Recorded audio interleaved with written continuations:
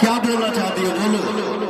मुझको मैं ये चाहती हूँ कि आप सांसद बन करके और जितना भी कचरा है सब हटा दीजिए भैया, और कुछ नहीं। हमारे साथ बहुत गलत हो रहा है।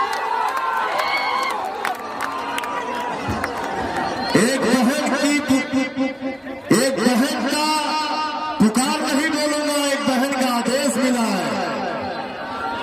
करा काट ले भैया, सांसद बन के जितना कचरा है सबको साफ कर दीजिए। ये एक भाई का एक बहन से वादा है, अगर तुम्हारा सपना पूरा नहीं हुआ तो ये भाई तुम्हारा कभी जीवन में किसी को मुंह नहीं दिखाएगा।